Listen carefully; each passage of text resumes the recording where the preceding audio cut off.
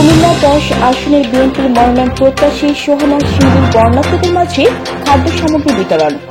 কুমিল্লা 10 আসনের বিএনপির মনোনয়ন প্রত্যাশী আমেরিকান প্রবাসী সোহানা সুলতানা শিউলি নাঙ্গলকোট উপজেলার বন্যা দুর্গত এলাকার মানুষদের মাঝে খাদ্য সামগ্রী বিতরণ করেন। সোমবার সকালে উপজেলার রায়কোট গ্রামে বন্যা দুর্গত এলাকার অসহায় বানভাসী মানুষের মাঝে চাল, ডাল, তেল, আলু, পেঁয়াজ বিতরণ করা হয়েছে।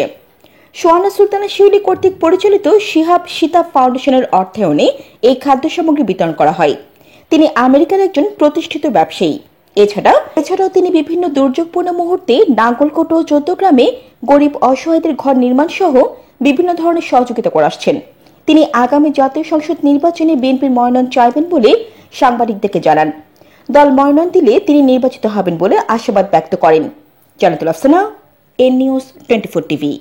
আমার লক্ষ্য উদ্দেশ্য মানুষের পাশে থাকা। বিগত দিনও আমি সবসময় নাঙ্গলকোট থানা চৌদ্দগ্রাম থানায় বিভিন্ন গ্রামে সবার পাশে ছিলাম।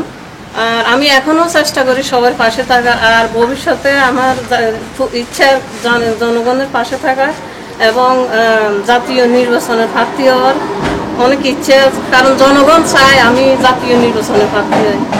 আমি যেন সুখে দুঃখে সবার পাশে থাকতে পারি।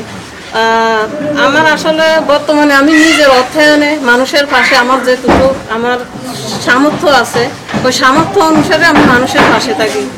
তো আপনারা সবাই মিলে যদি আমাকে সহযোগিতা করেন, জাতীয় নির্বাচনে নির্বাচিত করেন, তাহলে আমি কতজনকে ত্রাণ দিচ্ছেন?